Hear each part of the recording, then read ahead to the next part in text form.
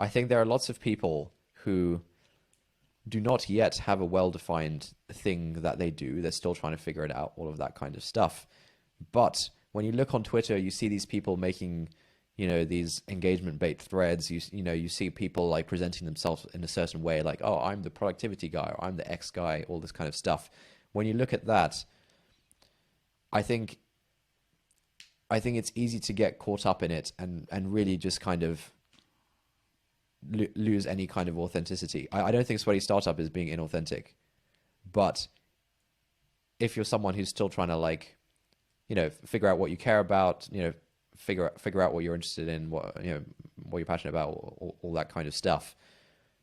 I think there's a trap of sort of influencer theater where you feel like you have to do that rather than just keep it real, be authentic, and see what happens along the way.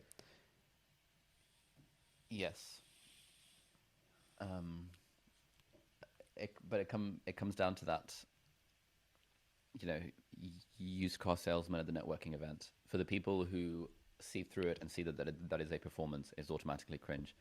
For the people who don't, it's like, oh, I'm getting a business card and this guy seemed cool. Equally, Hmm.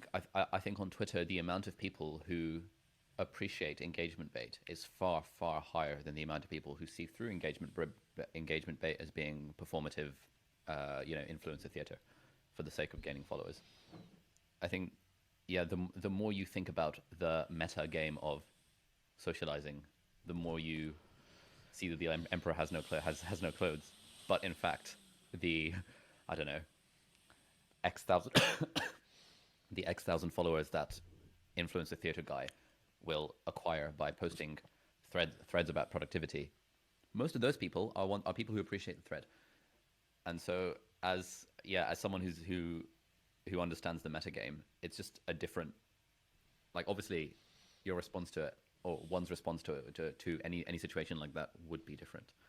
Then it's like when you're at university and you're a first year and everyone's like, okay, cool. Everyone's being allegedly their authentic self. By the time you get to third, fourth, fifth, and sixth year, and you see how the first years are interacting, you can see you understand the meta game, and you see that there is a large amount of performing going on. But when you're a first year, you're just like, oh, that person seemed cool. I want to take the number because really want to make friends. And I've heard that if you give out your number to people, then people you're more likely to be friends, and you should add everyone on Facebook immediately and Instagram. Be like, what's your Instagram, and then invite them to events. And whereas by the time you get to final year, you're like, oh God, allow that. Just keep it real, man.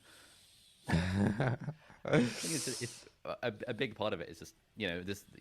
Ryan from Twitter has been on Twitter for 10 years. He's been on Clubhouse from day one. He's he's more than welcome to pass judgment on the first years, but you can't knock the first years for doing first year stuff.